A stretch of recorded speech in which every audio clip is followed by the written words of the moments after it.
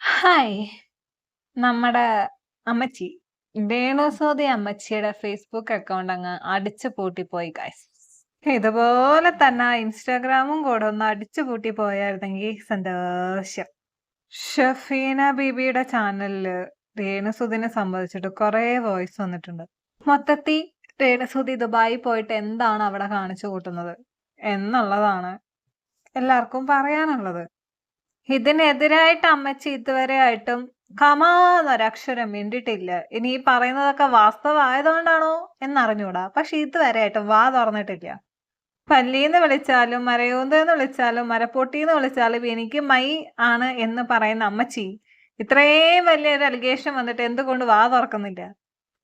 കഷ്ടപ്പെട്ട് റൂമിൽ ഇരുന്നിട്ട് റൂം തന്നെ കൊടുക്കാൻ പറ്റാതെ നിൽക്കുന്ന ആളുകൾ എങ്ങനെയെങ്കിലും വീടൊക്കെയാണ് പിടിക്കുന്നവർക്ക് 5000 സംതിങ് ആണ് ഇപ്പൊ നമ്മൾ യുദ്ധം നിർത്തിയതിന് മുമ്പ് വരെയുള്ള സമയം. ആ സമയത്താണ് ഈ വരവ് പോക്കുന്ന ആലോചിക്കണം. ഇവിടെ ഇപ്പൊ ഏറ്റവും വലിയ ബിസിനസ് ആരായിരിക്കും? റെസ്റ്റോറന്റ് പാറായിട്ടുണ്ട്. ആരൊക്കെ ഒന്നും കഴിയില്ല. അങ്ങനെ അവളെ ഈ പ്ലേറ്റ് ചാർട്ട് പ്ലേറ്റ് എടുത്താലും ശരി, അല്ലാതെ പ്ലേറ്റും ടിക്കറ്റ് എടുത്തുണ്ടെന്നുണ്ടെങ്കിൽ തന്നെ നല്ലൊരു എമൗണ്ട് ചെലവ്. ആ എമൗണ്ട് ചെലവാക്കണമെങ്കിൽ അതിന് നല്ലൊരു ഉദ്ദേശം വേണം. നല്ല ഉദ്ദേശമല്ല, ഇൻകം എന്നുള്ള രീതിയിൽ ഉദ്ദേശം വേണം. മനസ്സിലായോ? പക്ഷെ അങ്ങോട്ടും പോകണ്ട, അതുപോലെ തന്നെയാണ് ഇങ്ങോട്ടും അങ്ങോട്ടും. ഇത് എത്തും എന്നുള്ള പോലും ട്രാവൽസുകാരും എമിഗ്രേറ്റ്സും പറയാം. കാരണം നിങ്ങൾ വരുന്ന സമയത്ത് ഇത് കിട്ടിക്കോളം എന്നല്ല, ഫ്ലൈറ്റ് കിട്ടിക്കോളാം. കാരണം വീണ്ടും അത് മാറിപ്പോകും, സമയം പോകും, മാറൊക്കെ ചെയ്യും. രേണു അമ്മച്ചി കഴിഞ്ഞ പ്രാവശ്യം ദുബായി പോയ സമയത്ത് അവിടെ യുദ്ധം നടക്കുന്ന സമയമാണ്. ആ സമയത്ത് ട്രാവലിംഗ് എന്ന് പറയുന്നത് ഭയങ്കര ബുദ്ധിമുട്ടുള്ള കാര്യമാ. എന്നിട്ട് രേണുസുതി അമ്മച്ചി എങ്ങനെ അവിടെ പോയി? ആരാണ് ഇത്രയും പൈസ മുടക്കിയിട്ട് രേണുസുതിനെ അവിടെ വിളിച്ചോണ്ട് പോയത്? എന്തിനു വേണ്ടിയാണ് വിളിച്ചോണ്ട് പോയത്? ഇതൊക്കെയാണ് എല്ലാരും ചോദിക്കുന്നത്. ഇതിലൊന്നും ഉത്തരവായിട്ട് അമ്മച്ചി ഇതുവരെ വന്നിട്ടില്ല. തിരിച്ചു പോകണം. ഇതിനൊക്കെ തയ്യാറെങ്കിൽ വേണമെങ്കിൽ 6000-നും 7000-നും, നമ്മളൊക്കെ 2000-നും 2500 പണിയെടുക്കുന്നതാണ് ലക്ഷത്തിനത്. അപ്പൊ നമ്മക്കൊക്കെ വീടെത്താൻ വേണ്ടി നമ്മൾ ആഗ്രഹിച്ച ഇപ്പോഴും ടിക്കറ്റ് അതാ റേറ്റ്. ഒരുപക്ഷെ 1000-എങ്കിലും കുറഞ്ഞു കാണും. ആ സമയത്ത് ഈ പാപ്പിലോണ്ട് ഞാൻ പാപ്പിലോണ്ട് ഇയാൾക്ക് അയച്ചുതരാം. അത് ഇങ്ങോട്ട് കൊണ്ടുവരാനും തിരിച്ചങ്ങോട്ട് വിടാനും ഇത്രയും എല്ലാം എത്തിപ്പെടണമെങ്കിൽ ഇതിനകത്തൊരു സത്യമുള്ളത് വിശ്വാസമുള്ളത് ഒറ്റ വ്യക്തി ഞാൻ ആ വിശ്വാസത്തിൽ നിൽക്കുന്നു. അപ്പൊ ഇതൊരു മേഖലയാണ്. പിന്നെ നിങ്ങൾ ഇനി പറയേണ്ട ഒരു കാര്യം പറഞ്ഞുതരാം. നിങ്ങൾ ശ്രദ്ധിച്ചു, ഞാൻ ഫിലിമിൽ വർക്ക് ചെയ്തു. ഈ വോയിസ് ഒക്കെ AI ആണ്, അല്ലെങ്കിൽ ഷഫീന ബീബി ആരോടോ പറഞ്ഞ് മനഃപൂർവ്വം ചെയ്യിക്കുന്നതാണ് എന്നൊക്കെ പറയുന്ന ആൾക്കാരോട് ഒന്നേ പറയാനുള്ളൂ. ഇവരുടെ സ്വഭാവം ഉണ്ടല്ലോ, അത് സഹിക്കാൻ പറ്റാത്താകുമ്പോ ആൾക്കാർ റിയാക്ട് ചെയ്യുന്ന രീതിയാണിത്. അല്ലാതെ AI ഉണ്ടാക്കിയിട്ടും വേറെ ആൾക്കാരെ കൊണ്ട് മനഃപൂർവ്വം ഇങ്ങനെ ഒരു വോയിസ് ഉണ്ടാക്കിയിട്ടും ആർക്കും ഒരു കോപ്പും കിട്ടാനില്ല. അതാദ്യം ഈ പറയുന്ന ആൾക്കാരൊന്ന് മനസ്സിലാക്കുക. ഞാൻ എൻ്റെ ഒരു ഫാമിലി കളഞ്ഞൊരു വ്യക്തിയാണ്. ഇതൊരു മറയാണ് കേട്ടോ, അത് മനസ്സിലാക്കുക. അത് എപ്പോഴെങ്കിലും നിങ്ങളൊന്ന് പറഞ്ഞോ. നമുക്ക് അടിയിലൊരു പുറത്തല്ലാത്തൊന്നും പറയാൻ പറ്റില്ല എന്ന് തോന്നുന്നു. അതായത് ഒരു സെലിബ്രേറ്റ് ആക്കി എടുക്കുക, ഇവളെ ഒരു റിക്രൂട്ട്മെന്റ് ആക്കി എടുക്കുക എന്നുള്ളൊരു മറ ഇതിനകത്തുണ്ട്. ഇത് മറയാക്കിയിട്ട് വേറെ വല്ല പണിയുമാണ് ഉദ്ദേശിക്കുന്നെങ്കിൽ ഇത് അന്വേഷിക്കുക തന്നെ വേണം. ആരെങ്കിലും ഈ അമ്മച്ചിയുടെ പേരിലൊന്ന് കസ്റ്റംസിൽ കംപ്ലൈന്റ് കൊടുക്കാവോ? ഇതിന് വല്ല സത്യം ഉണ്ടെങ്കിൽ പുറത്തു വരട്ടെ. ഇവരുടെ ഈ അഹങ്കാരം ഉണ്ടല്ലോ, നീയൊക്കെ എന്ത് വേണേലും ചെയ്തോ, എനിക്കൊരു മൈ ഇല്ല എന്നുള്ള വർത്തമാനം, അതൊന്ന് തീർന്നു കിട്ടുമായിരുന്നു. ഫേസ്ബുക്ക് എന്തായാലും പൂട്ടിപ്പോയില്ലേ, ഇൻസ്റ്റാഗ്രാമും കൂടെ ഒന്ന് പൂട്ടിപ്പോട്ടെ. അപ്പൊ കുറച്ച് അഹങ്കാരം കുറയും. മനുഷ്യൻ എന്തെങ്കിലും 7 മിനിറ്റാണ് ഒരു ഷോർട്ട് ഫിലിമിന്റെ ടൈം. 7 മിനിറ്റിനുള്ളിൽ തീർത്ത് കഴിഞ്ഞാൽ നല്ലതാണ്. അതിനകത്ത് അവാർഡ് എനിക്ക് മൊമെന്റ് കിട്ടിയത് നല്ലൊരു സാധനം. അപ്പൊ പക്ഷെ അത് 7 മിനിറ്റിന് അപ്പുറം പോകാൻ പറ്റില്ല. 7 മണിക്കൂർ നമ്മൾ സാജു കൂടിയത്തോരൊക്കെ അറിയാം ഇങ്ങോട്ടുള്ള. അത് അരമണിക്കൂർ ടെലിഫിലിം എന്ന് പറയുന്ന അവരൊക്കെ പിന്നെ ഫാമിലി സെന്റിമെന്റ്സ് എടുത്ത് ചെയ്യുന്ന ഒരു സംഭവം. അതൊക്കെ അതിന് ടെലിഫിലിം നല്ല പറയാ, അതിനെന്താ പറയാ, എന്തോ. അപ്പൊ അത് ഈ കുടുംബാലി പെണ്ണുങ്ങൾ അമ്മയും പോരൊക്കെ ചെയ്ത് നോക്കി ഈ ദിവസം മറിക്കൂർ നൽകി. ഇപ്പൊ ഇവിടെ ഇൻവെസ്റ്റിഗേഷൻ അല്ലെങ്കിൽ ത്രില്ലർ മൂവിയൊക്കെ ആയിട്ട് ഒത്തിരി വെബ് സീരീസ് എടുക്കുന്നു, അല്ലെങ്കിൽ ഒക്കെ എടുക്കുന്നു. പക്ഷെ നല്ല നല്ല ഡയറക്ടേഴ്സ് ഒക്കെ എടുക്കുന്നു, ഇപ്പൊ സിനിമയിലൊക്കെ എടുക്കുന്നു. പക്ഷെ ആരും സ്വന്തം പ്രൊഡക്റ്റിന്റെ പിന്നാം വശം ഒരിക്കലും പുറത്തു വിടാറില്ല.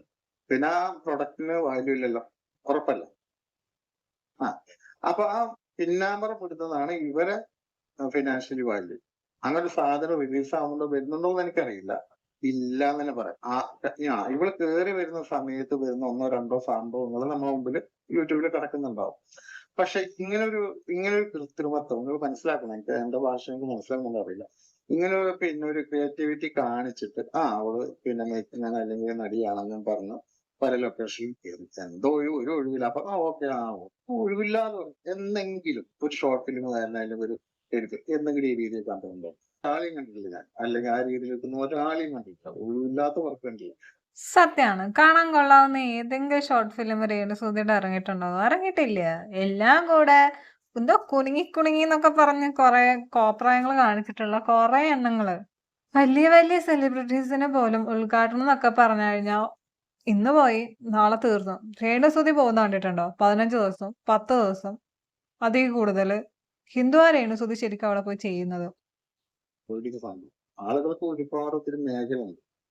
അപ്പൊ ഇവര് ചെയ്യുന്നത് എന്താന്ന് ഞാൻ പറഞ്ഞു വരുന്നത്, ഈ ലൊക്കേഷൻ എന്ന് പറയുന്ന ആ സംഭവം ക്രിയേറ്റ് ചെയ്തിട്ട് മറ്റുള്ളവർക്ക് ഇവരെടുക്കുന്ന കെട്ടിപ്പിടുത്തം മറ്റുള്ള കാണിച്ചിട്ട് ഇവർ ഓൾറെഡി ബിസിയാന്ന് പറയുന്ന സിറ്റുവേഷൻ ഉണ്ടാക്കിയിട്ട് അതിന്റെ അപ്പുറത്ത് നടക്കുന്ന മറ്റൊരു സംഭവം.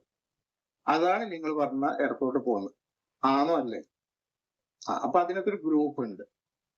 ഇത് റിലീസ് ആകുന്നുണ്ടോന്നും ആരും നമ്മൾ ചിന്തിക്കുന്നില്ല. നമുക്കിത് സിനിമയല്ല. ഇത് കാത്തിരിക്കുന്നില്ല. ഇപ്പൊ എന്താ ഇതിന്റെയൊക്കെ പേര് കാത്തിരിക്കുന്നില്ല. അപ്പൊ ഈ ഗ്യാങ് എന്ന് പറയുന്നത് ഇതൊരു നല്ലൊരു ഗ്യാങ് ആണ്. എനിക്ക് കാരണം ഇതങ്ങനെ. കാരണം ഒന്നാമത്തെ ഒരു കാര്യം ആലോചിച്ചോ, ഈ ശ്രുതി എന്ന് പറയുന്നത് അത്യാവശ്യം കോണ്ടാക്ട് ഉണ്ട് സിനിമ ഫീൽഡിൽ. ഞാൻ നല്ല കോണ്ടാക്ട്. എന്നെ ഒരുപാട് പറ്റിച്ച കിടക്കുന്ന ശവം പോകും. അത് ഞാൻ പറയുന്നില്ല. എങ്കിൽ കൂടി അവന് അത്ര കോണ്ടാക്ട് ഉണ്ട്. ആ കോണ്ടാക്ട് വെച്ചിട്ട് ഇവൾക്കും കോണ്ടാക്ട് കിട്ടി. അത് ആ കോണ്ടാക്ട് ഒക്കെ യൂസ് ചെയ്ത് ഇവൾ വെച്ചിട്ട് ആ കോണ്ടാക്ട് വഴി എന്തുവാണ് ആളുകളുടെ മുമ്പിൽ ഇത്ര സംഭവം പറയണം എങ്കിൽ ആ ഒരു ഇതിന്റെ പുറത്ത് യാത്രകൾ വേണം. ഇത് നല്ലൊരു വിഷയം തന്നെയാണ്. ഇതൊക്കെ അന്വേഷിക്കണം. ഇതൊന്നും അന്വേഷിക്കാതെ വിടാൻ പറ്റത്തില്ല. അന്വേഷിക്കേണ്ട വേറെ ആൾക്കാരാണ്. സുധിയുടെ കോണ്ടാക്ട് ഉള്ള ആൾക്കാരെ വെച്ചിട്ട് രേണുസുധി മുതലെടുക്കുന്നു എന്നുള്ള രീതിയിൽ കൂടെയാണ് ഈ പറഞ്ഞു വരുന്നത്. സോ അന്വേഷിക്കണം. എന്താണ് രേണുസുധി ശരിക്കും ചെയ്യുന്നത് എന്നുള്ള കാര്യം അറിയണം. പിന്നെ ഇതൊക്കെ കാണുമ്പോ അല്ലെങ്കിൽ സംസാരിക്കുമ്പോ ആൾക്കാര് പറയും, എന്തിനാ രേണുസുധിനെ ഇങ്ങനെ തിന്നുന്നേ? രേണുസുധിനെ രേണുസുധിയുടെ വഴിക്ക് വിട്ടേര്. രേണുസുധി മര്യാദക്കാണെങ്കിൽ ഒരാളും രേണുസുധിയുടെ പുറകെ പോകത്തില്ല. ഇത് കണ്ട മീഡിയക്കാരുടെയൊക്കെ മുന്നിൽ വന്നിട്ട് ഒരുമാതിരി വെല്ലുവിളി വരെ വിളിക്കും. എന്തെങ്കിലുമൊക്കെ ഇട്ടുകൊടുക്കാൻ വേണ്ടിയിട്ട് മനഃപൂർവ്വം ഇട്ടുകൊടുക്കും. എന്നിട്ട് ബാക്കിയുള്ള ആൾക്കാര് വന്നിട്ട് രേണുസുധിനെ വെറുതെ വിട്ടൂടെ? രേണുസുധി ജീവിച്ചോട്ടെ. 2 മക്കളെ പോറ്റാൻ കഷ്ടപ്പെടുന്നു. പിന്നെ എല്ലായിടത്തും ഇറക്കുന്ന ഒരു കാർഡാണ് വിധവാ കാർഡ്. ഈ പറയുന്നതിലൊന്നും വാസ്തവമല്ല. ഇതൊന്നും സത്യമല്ല. അല്ലെങ്കിൽ ഇതിലൊന്നും എന്താ പറയാ, വിശ്വസിക്കാൻ പറ്റത്തില്ല എന്നാണെങ്കിൽ എന്തുകൊണ്ട് രേണുസുധി ഈ നിമിഷം വരെ റിയാക്ട് ചെയ്തിട്ടില്ല? അതാണ് എന്റെ ചോദ്യം. ചെറിയൊരു കമന്റ് പോലും എടുത്തു വച്ച് അങ്ങ് റിയാക്ട് ചെയ്യുന്ന രേണു അമ്മച്ചി എന്തുകൊണ്ട് ഈ ഒരു കാര്യത്തിന് റിയാക്ട് ചെയ്യുന്നില്ല? എന്ത് പറ്റി? ഇതിൽ വല്ല സത്യം ഉള്ളതുകൊണ്ടാണോ? അതല്ല റിയാക്ട് ചെയ്ത് കഴിഞ്ഞ് കഴിഞ്ഞാൽ പണി കിട്ടുമെന്ന് വിചാരിച്ചിട്ടാണോ? കഷ്ടടേ. ശരി എന്നാ.